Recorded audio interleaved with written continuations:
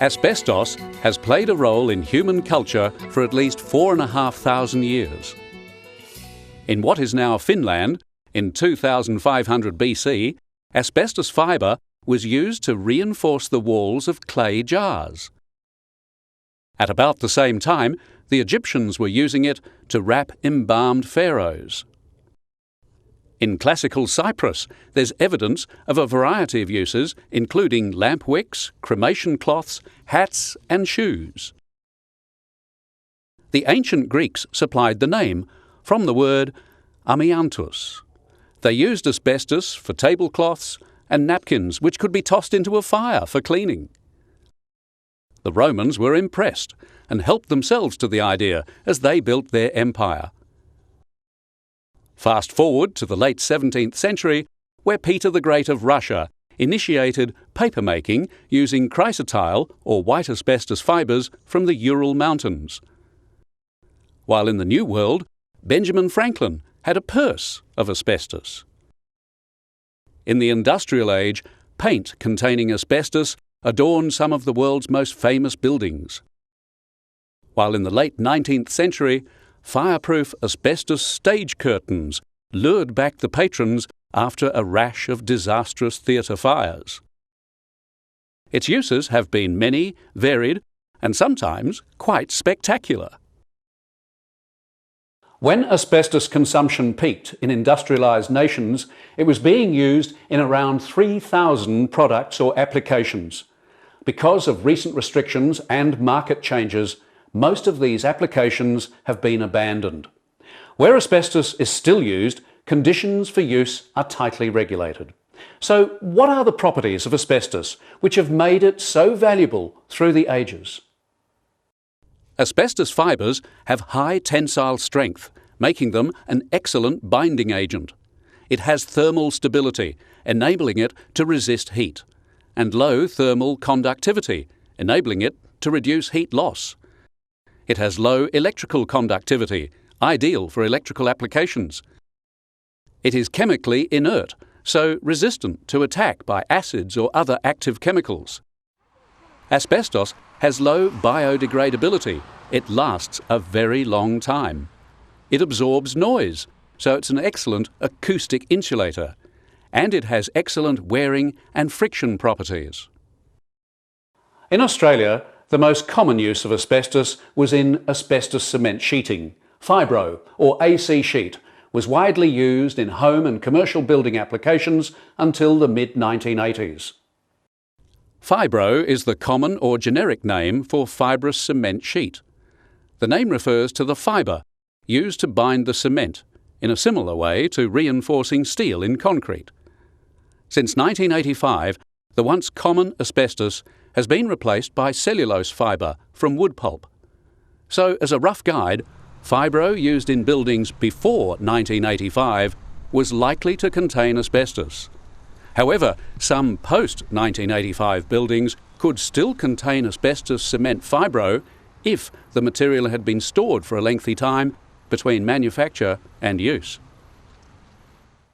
Asbestos was so versatile that it can be found in a whole range of building locations, from the roof down. The asbestos-containing materials used in these applications fall into two broad categories. The first, friable or loosely bonded ACMs, and the second, bonded or firmly bound ACMs. Friable or loosely bonded ACMs have a greater potential to release asbestos fibres than bonded or firmly bound ACMs. This is significant as it is an indicator of risk to health. Asbestos cement roof sheeting was commonly known by the manufacturer's trade name Super 6. The paint coating applied to Super 6 roofs will have deteriorated with age, and they now appear grey in colour. Also on the roof, there's asbestos in the ridge capping and the barge capping, which seals the roof ends.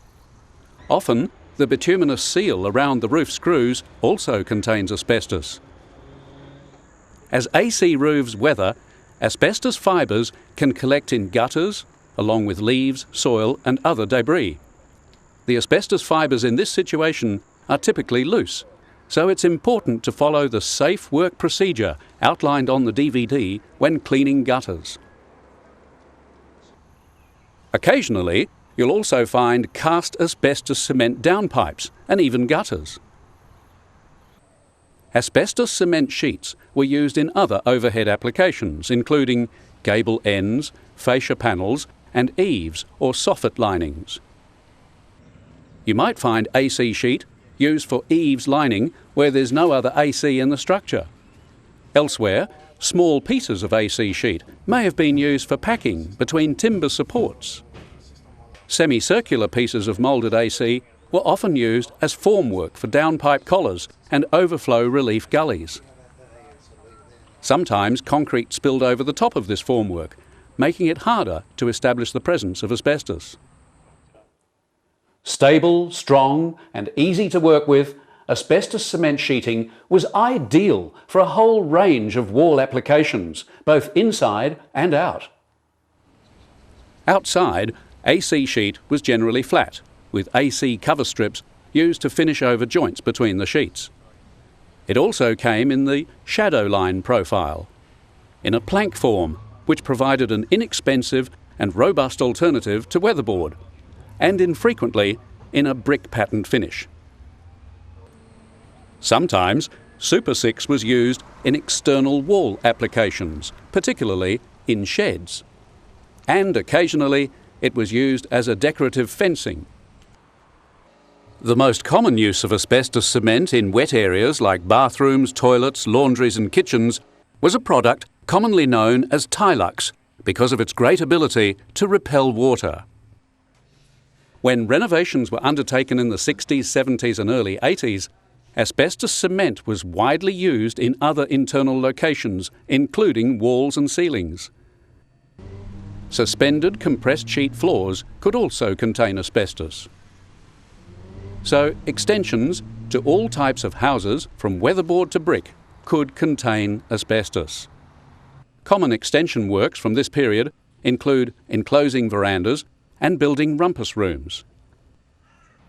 AC sheet could also be found in the infill panels, above or below windows and doors in brick homes.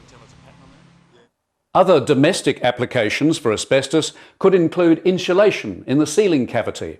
Asbestos was also widely used in commercial buildings. Asbestos cement panels were used on a steel grid support system to create easily installed ceilings. You might also see AC castings to concrete support columns in larger buildings. AC panels were widely used for housings around hot items, such as water heaters and boilers. Sprayed fireproof insulation applied to beams and other areas for fireproofing has a fibrous and matted appearance.